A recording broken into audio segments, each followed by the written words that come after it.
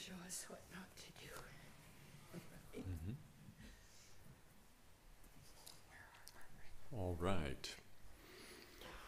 I'm sure Dora will be along one of these days. But in the meantime, we can get started.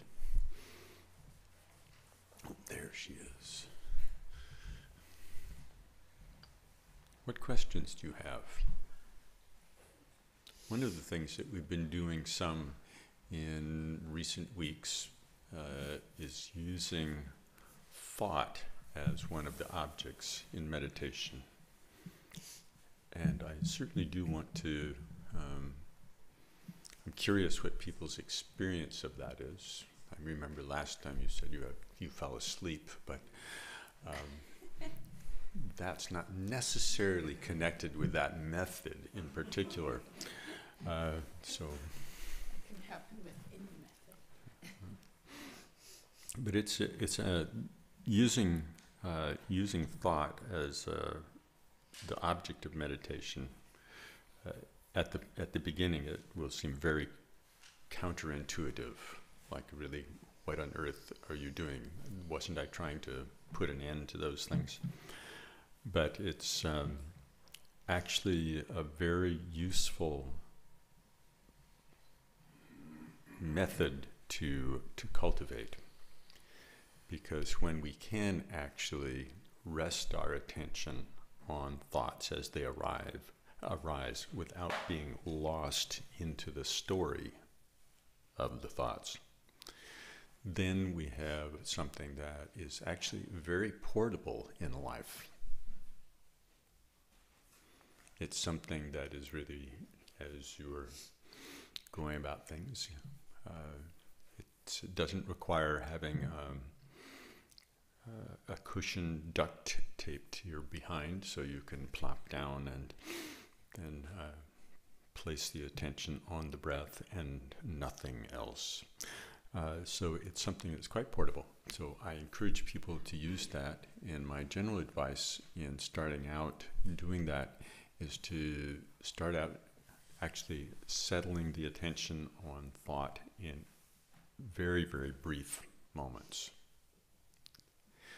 More brief than you actually think is real, like that couldn't be it. That was just a second or a second and a half. One of the advantages in doing that is that you can actually rest your attention on the experience of the movement of thought without there being enough time for you to really start writing a really good, engaging story. So that's one of the I think one of the little things that I figured out along the way, that it was very useful, but in order to really be in touch with the experience of thought as opposed to the content or how I imagined the storyline going, it had to be just kind of a very brief resting the attention and letting go. So it helps in that case to alternate back and forth between something like placing the attention on the breath and then relaxing. That this morning you were emphasizing the alternating between the kind of very vivid attention and relaxing. I think that can be very helpful to when you spend some time. You can even do it in kind of like 10 breath, 2-second kind of rotations, something. So it's neither one are kind of long enough that you get lost, that it become exhausted. So it's not so long that you fall asleep. So anyway, those are just some things. Since I've been leading it a little bit, but not talking about it too much all at once, I thought I would just talk about it a little bit. Cynthia.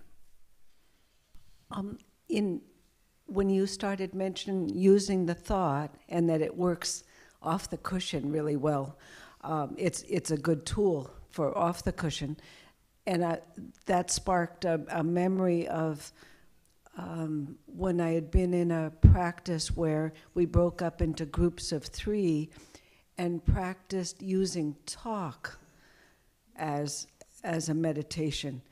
And then when you were explaining it, I was realizing what would work using talk is when it's really short, so we don't get carried away in that. And have you heard of that method or have anything more to say about that? Using Since I don't small know what group. I don't know what the instruction was there, I won't say that I've heard about that. Okay. There are different kinds of dialogue processes, but I'm not really up to speed on all of them. It was a few years ago, so what I remembered was in a group of 3, and that, like using thought, pay extra awareness to how we were talking with each other and how we were listening. And it's just like thought, it's really tricky to not forget the awareness aspect. You know, just it's too easy to get carried away in the talk or the story, just like it's too easy to get carried away with the thought, thinking the thought instead of just noticing the thought. But it was useful for off cushion. Yeah, that's a little bit different. It's a different different method in that with the talk, from what you're saying, you're talking enough so that you're not just going, It's not. So it actually does have content. The things that I think are very helpful in that is to actually listen as opposed to think about what you're going to say. So when you're listening, you're listening. But other than that, I don't actually have a comment about that particular method.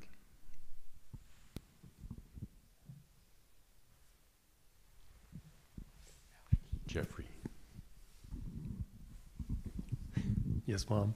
I'll have to raise my voice up a couple of octaves. Jeffrey!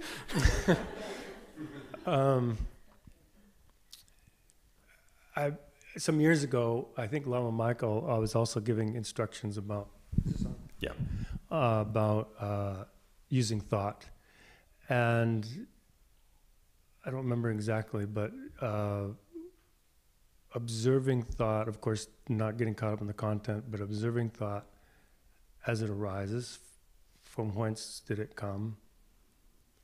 Where did it move to? Where did it disappear? And resting in the space once it disappears. I wonder if you could say more about that part of the practice.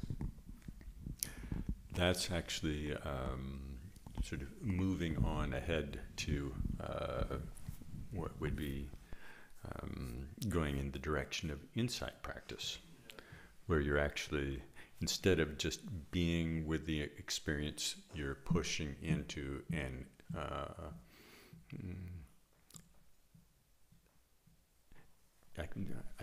I'm going to say the word inquiry, though I'd rather say pushing yourself to move into a perspective where you actually look more closely at the experience, at the flow of it.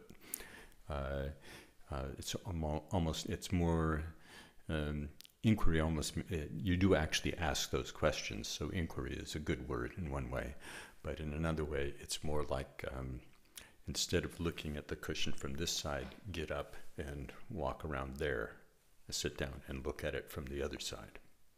So it's observing, it's allowing yourself to observe experience in from a kind of a different way, and that extends the kind of insight that naturally arises in calm abiding, because we usually don't just sit with experience. We're usually lost in all kinds of things, or little instances of sensory input or feeling of pleasant or unpleasant set off chains, and we're lost in those and dodging around that. So merely resting with any experience changes our perspective. But we can push that a little bit farther, and so the practice of, as a thought arises, to just allow the question to arise. Where did it arise? Where did it come from? And looking in our experience to see what it is that comes up. Just looking to check for that. And then, when it's there, where does it abide?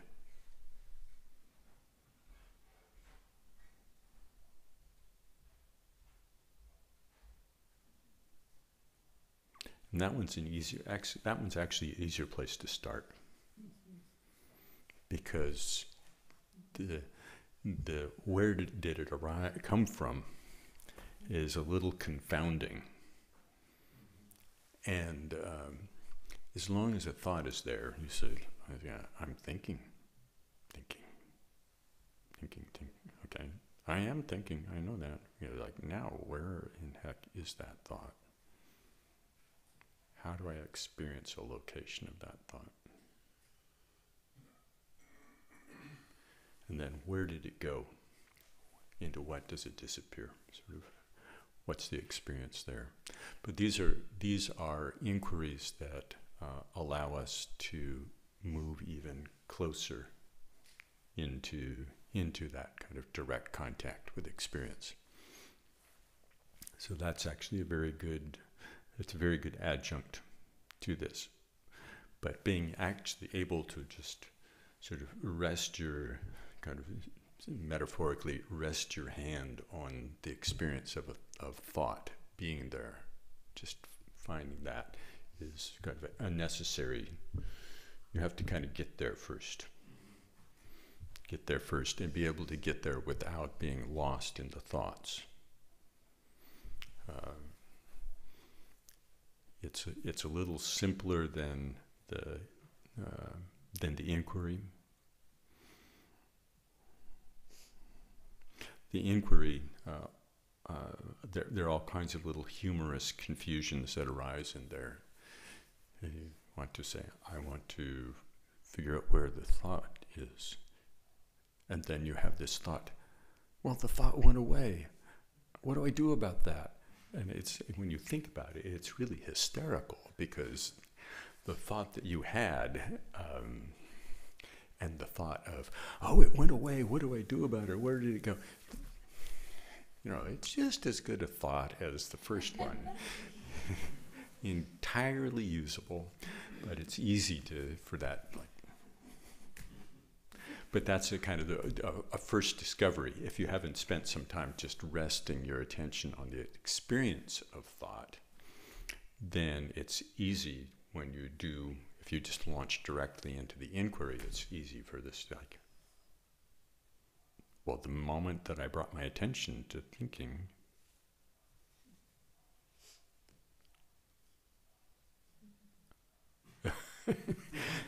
so you just kind of like the goldfish experience. So it's good to kind of go slowly into this and kind of gently. And allow the experience of not finding to really kind of sit with that. That's the other challenge. It's not at all the way I thought it was. Even it isn't. And that one's like, what? But if we read things like the Mahamudra Aspiration Prayer with the lines, looking again and again at the mind which cannot be looked at, and see vividly for what it is, the meaning of not seeing. But this is moving along. This is moving along. But there is a whole genre of inquiry like that. And once you begin to get sort of the flavor of what that inquiry is like, you can actually you can shift the question, so to speak, in any aspect of experience.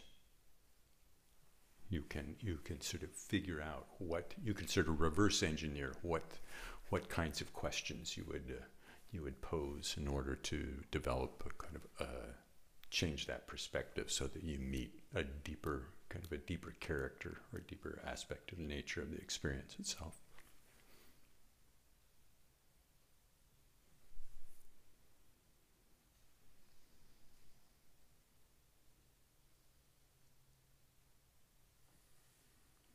How many people have done that particular exercise? Looking at where thoughts arise, where did they dwell, where did they go? Any observations or questions that come up in relationship to that?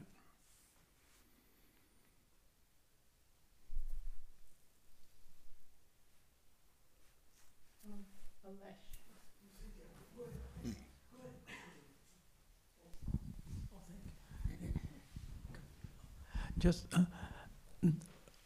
there is this pause or this interval between those arising thoughts. Would you say something about that? No.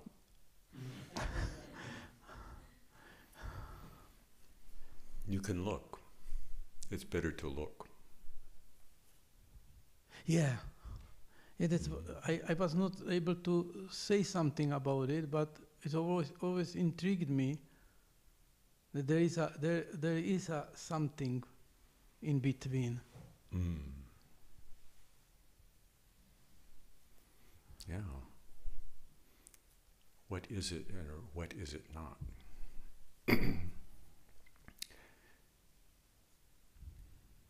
If you didn't have any thoughts, would there be any space? Or is it just that you notice that it's not thought A and it's not thought B? Is it something? This is the spot where then this spirit of inquiry can be brought again. Does that space have a location?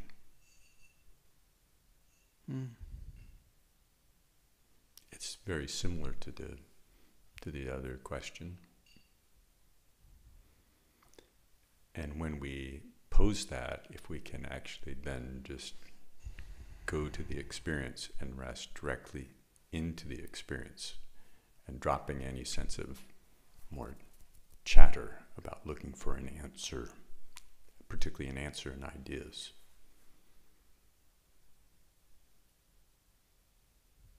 Mm-hmm.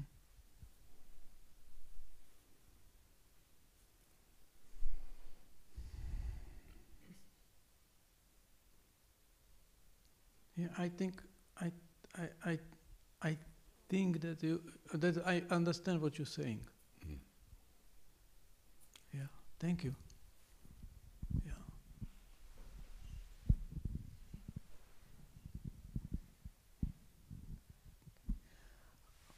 Okay, so when I've been taught the inquiry or asking what shape, what color, where to come, where to go, where's it abiding, it's almost like the experience I've had is that over time, in the beginning, these questions took a certain while, and then it would be the goldfish experience. But then, with trying it again and again, it's more like finding, oh, that back of the throat flavor is licorice, and then when doing the inquiry, it's like getting to recognizing the licorice quickly, and so the inquiry, it's like it would go instead of a few questions into the inquiry, to the having it, the thought or the whatever, just kind of poof, it would be just even starting the inquiry, it would then, recognize the licorice. Or licorice is just an example of that it would just recognize and go poof, like immediately, instead of asking a question and a question and a question. It would just kind of like touch it and trigger, and then boom. It would, the thought or the inquiry would just, and it would just dissolve, dissipate. Sure. But it just seemed weird that it's just even thinking of inquiry is almost enough to jump to the end of the inquiry. Well, the inquiry is just a trigger. It was a short fuse. Yeah. Yeah. If you're lucky. Yeah. The inquiry could begin something as long as 20 years ago, or 4 or 5. But then you get the Reader's Digest version of it, Okay. and then it's just turning your attention. And then, Then it's just kind of just recollection.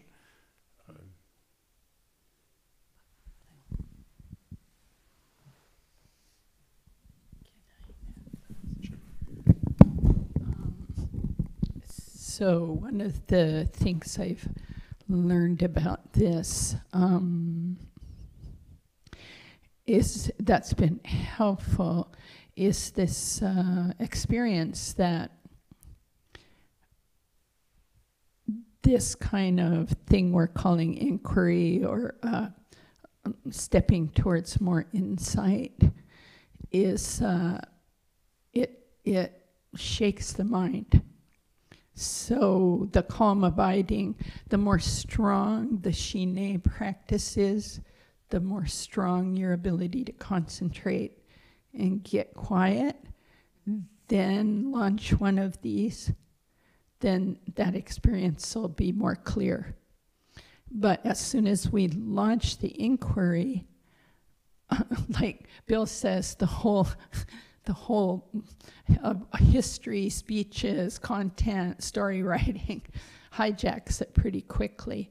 So I remember Lama Michael telling us in the one-year retreat, as Bill has emphasized here, calm abiding till you have some quiet mind. Then you launch one of these gently, quickly. And he said it's kind of like a game as a kid, where it's tag or something, and you kind of show yourself real quick, but then you run, hide again, And the run, hide again was go back to your calm abiding right away. Because we start writing, we ruin the inquiry by then going full conceptual, getting caught in content, What is a thought? Oh my gosh, now there was that philosophy class I had. What did Kierkegaard say about thoughts? And you know what I'm saying? We're not talking about that. We're talking about, like Bill said, it's a trigger to help us experience that poof. And calling it that poof is even dangerous, because then that is like, now people will go, where's that poof? And for everyone, it's not going to even be a poof. So anytime we're out there, I always saw it after Lama Michael described it as kind of a field where, when you get tagged, you're done. So you just go out, make the question, where's this experience abiding? Go back to calm abiding. Let go of it right away. It's more apt to give you an authentic something towards something authentic. But even that, we can start grasping at it. So, but calm abiding will be then the island you come back to. You're on you fly away a little bit and, oh, totally confused. Come back. That's always stable, good. I can feel confidence that I have a place to go back to when I try these things. So.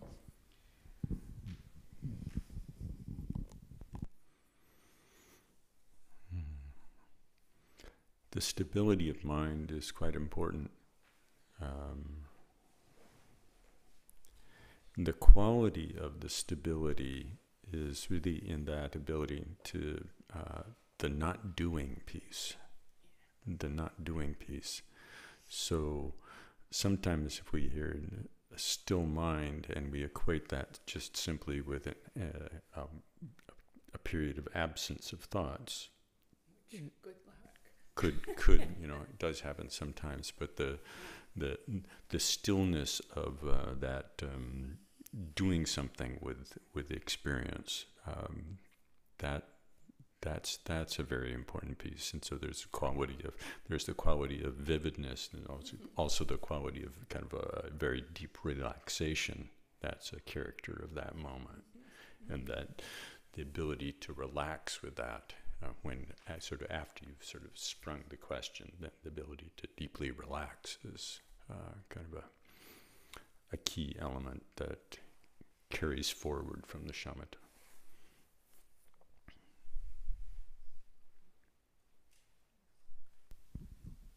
Matthew. I have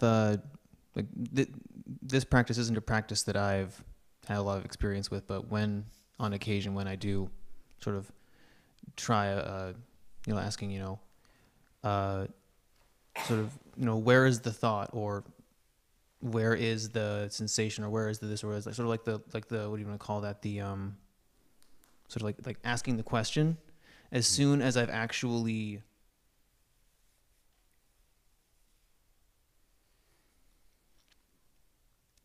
put forth the intentional thought form of the question, all of the thoughts just like go and like hide in like trapdoors. Like it's like as soon as I ask the question, like all that's in my head is the question, and then the question goes and hides, and I'm just kind of like, well, what was that? Like I don't know if maybe nothing happening is the point, but whenever I attempt these sort of like koan, like asking a question in regards to experience, whether it's a thought or a sensation or an appearance, I asked the question, and then whatever the question was directed at, anything that the question was directed at, or anything that the question could be directed at, just kind of like vanishes, and I'm just kind of left with like just kind of sitting, and then that's it. I mean, I'm back, and I'm just kind of like, I just kind of wind up back at Jine without even like feeling like I've done anything really, except like.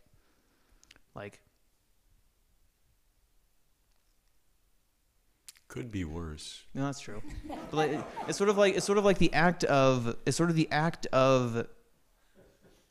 I think I get in your. It's like the actual act of putting effort into an intentional thought. Just like make like every all the other thought forms just kind of are nowhere to be found before I even have anything. Like it's like as soon as I like point the gun, it's like as soon as I get the gun out, they're all gone. Yeah. I don't have any varmints to shoot. Except for the thought that said they all left. Where are they? In this case, it's not really. It's sort of neither the point nor not the point that everything should disappear like that. But for the actual inquiry into more the nature of thought, where does thought, you actually have to, if they all went on strike, then you have to call the labor relations board and call out the strike breakers and say, no, you have to come back to work. You are going to think a thought now. So you say, I am going to think a thought. You just, in your mind, you just actively create a thought so that you can use it as a basis for the experience. Kind of just put on a show to work with. Yeah. But but the experience of the inquiry itself, sort of just opening the space, then being able to just rest deeply into the space itself, that's good. Okay. And that's you could say that's the inquiry there. If you wanted to go that way, you'd say the inquiry is where does the inquiry disappear?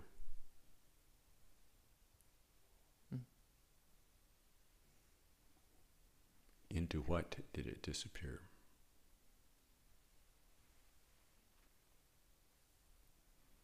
And then just rest in that. That's an important piece of it, is just resting directly in the experience. So I'm doing okay then. Yeah. These things are to be cultivated over the years and decades, and very gradually. So it's not good, except on retreat with some guidance. It's not good to get too over-eager. It's more a matter of a little bit all the time. It's one of those, it's actually, I'm sorry to tell you, it's the same old advice. A little bit of practice a whole lot of the time. Just a little bit all the time. That's good.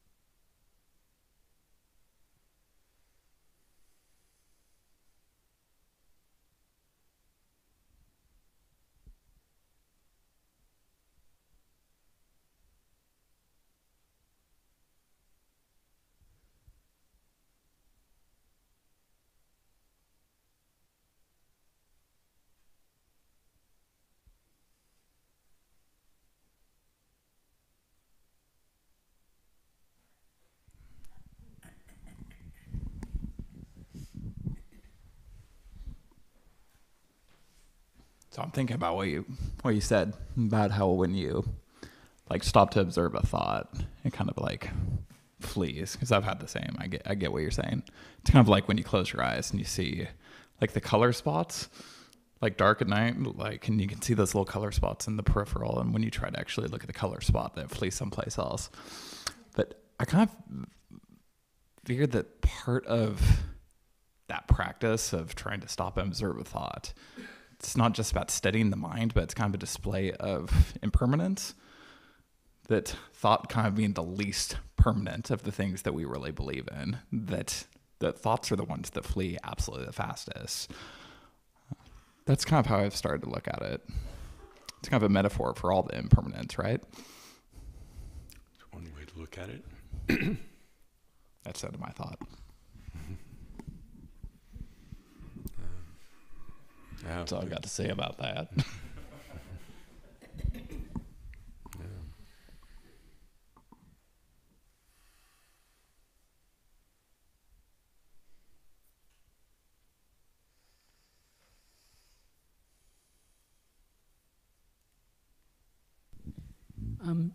Lama Michael, has been recently, your question and also Matthew's, reminded me that he's recently more than once said, this thought that you're having right now has never occurred before, and it won't ever occur again. And that statement also leads me to some space like that.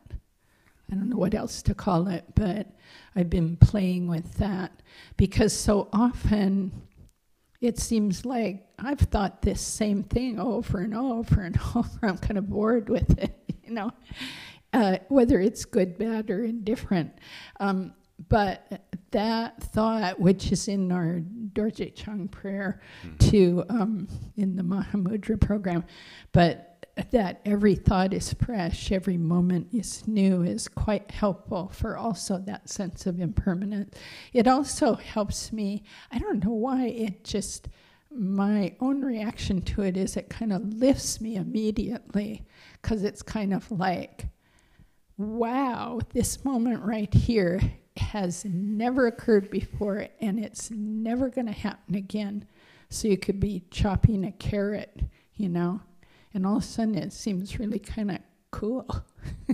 Instead of, count how many carrots I've chopped in my life. I used to cook at the Abbey, so it's been a lot of carrots. But you know, not this carrot, not this moment, not with this knife, not this zopa. So it pulls on all that impermanence, just that.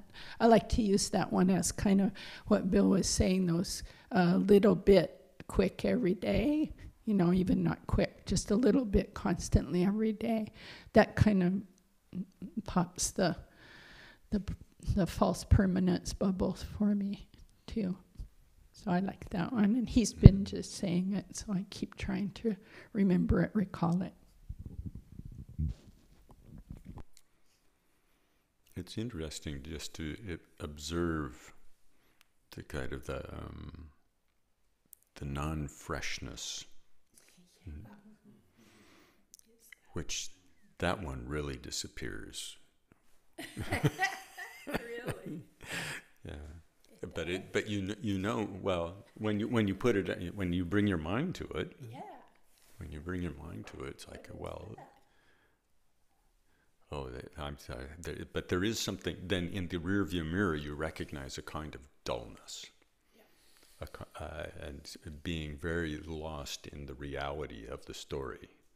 The reality of the story of, I'm always thinking this stuff. I'm always obsessing about. So it becomes very concrete. But then, as soon as you think, oh, is it really? Has this ever really happened exactly this way before? Then that falls apart. Yeah. In a way. It's very useful.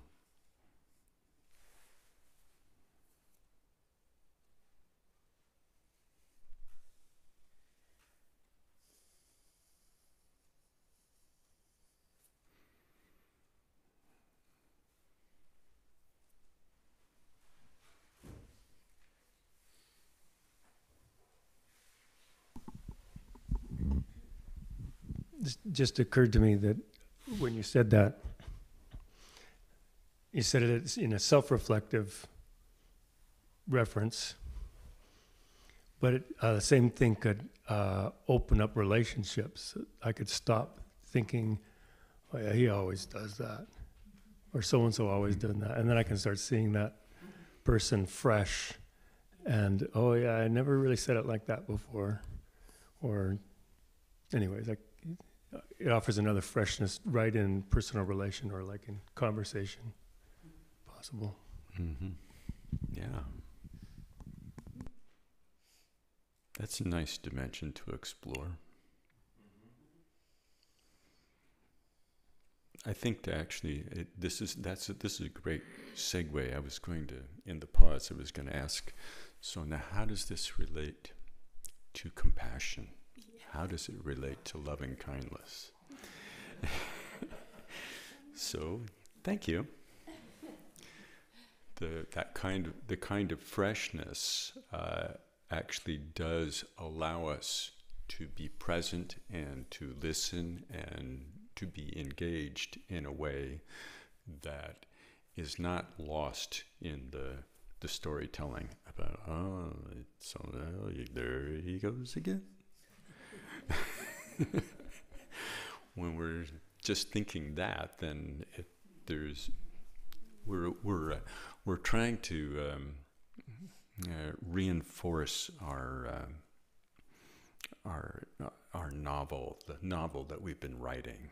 Kind of make another. The novel has to have a very clear theme so that everybody understands how things really are and what the story is. And, oh, there he goes again. And So in your novel, every morning after yells at the dog when he takes the newspaper away. So it's just over and over again. But when we actually stop and can be fresh, then there's something that we might be able to observe in the moment. Particularly be there when we're someplace fresh, then lots of things are possible for ourselves. And I think it's an offering to others to be fresh in that way. The act of, we tend to think of our perception of reality, the way the term is set up in our language. Perception is something, it's almost something that happens to us. We're the innocent bystanders for all these appearances that arise and come rushing at us with all these colors and sounds, and this poor innocent me just sitting here. I didn't do nothing. But without deep insight, our perceptions really are just simply projections.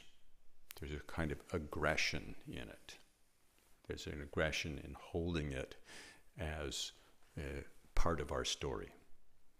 It's just the next paragraph in the most recent chapter. And we have to bring all the history forward. So that's not a good way to really meet people authentically. So really being able to meet people authentically, we have to go beyond our autobiography, and actually being able to really see how it is that experiences arise in the moment is very helpful. So there is a very direct link between insight practice and loving kindness and compassion. It's actually something that takes us outside can provide the basis for going beyond the loving kindness and compassion that is just a recipe from our past, which will, and to the extent that we rely on that recipe, sometimes it's very helpful, but there's always this kind of tinge of the aggression of, I know how to be compassionate, I know what's needed, I know this. And so it takes us out of the frame of reference of really being authentically with whatever the situation is, and being authentically with our own experience of not being trapped by our narrative. So, yeah, thank you.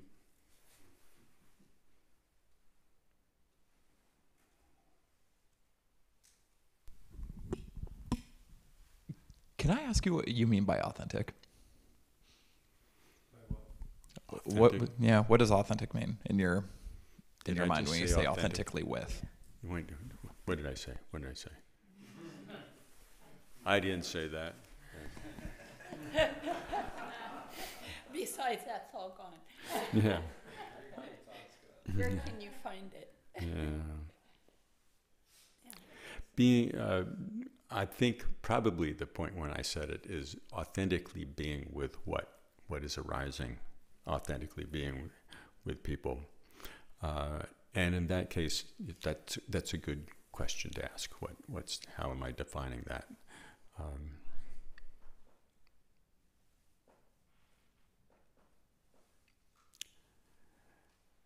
Being in a situation with minimal preconceptions,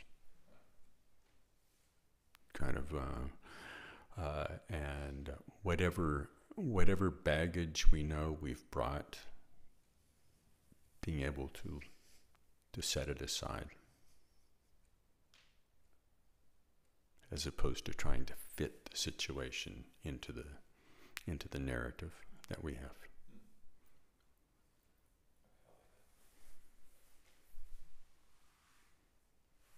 Cynthia.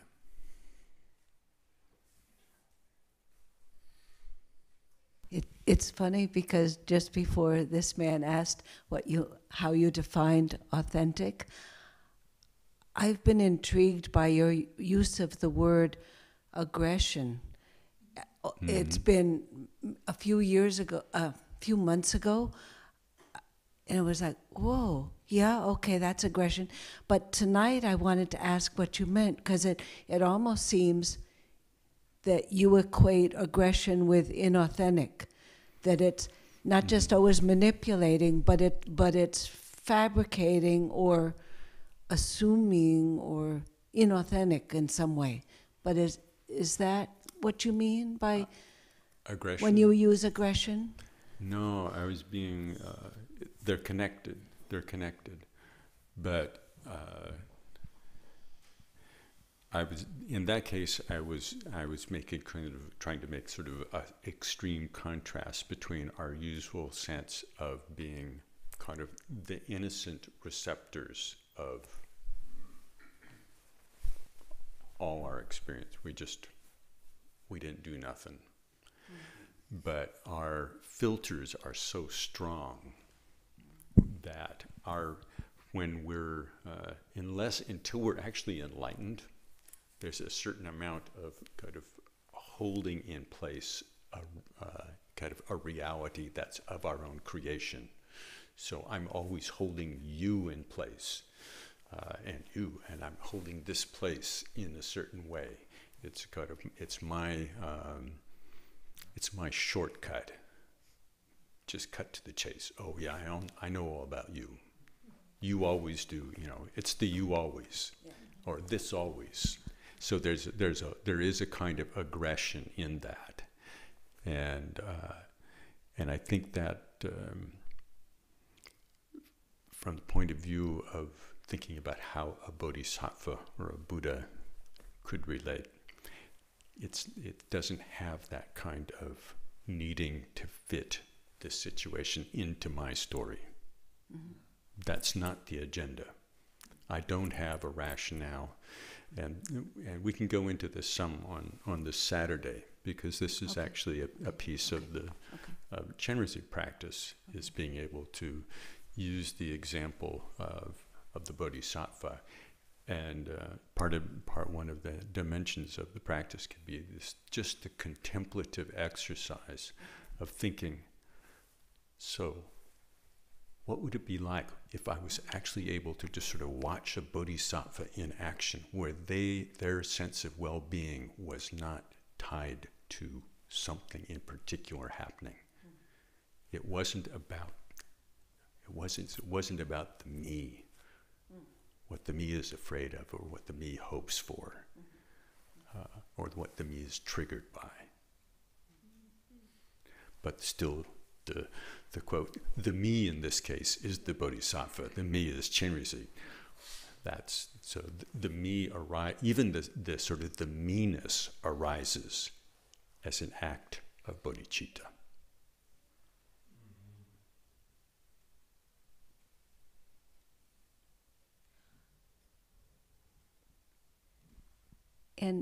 And that the word aggression is becoming very, very much more subtle and much more pervasive. Yes.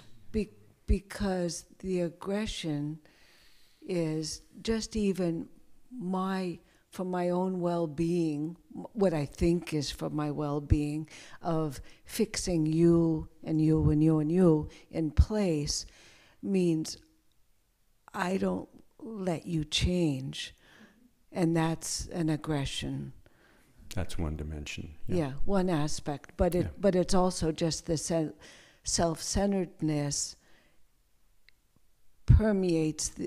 makes that aggression permeate in Yes. many subtle ways.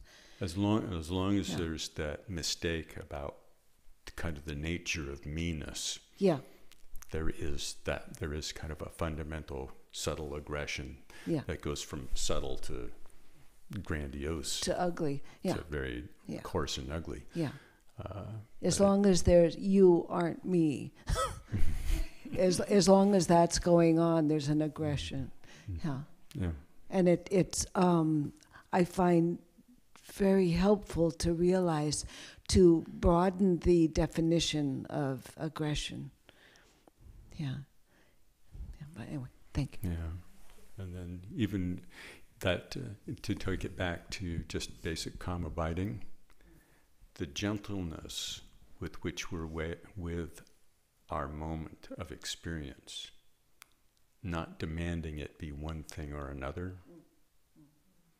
is really a key element in stepping into this.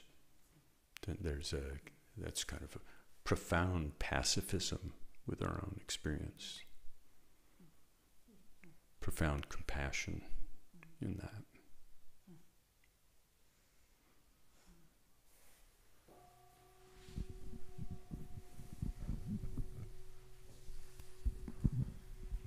Dedicating. So much to dedicate.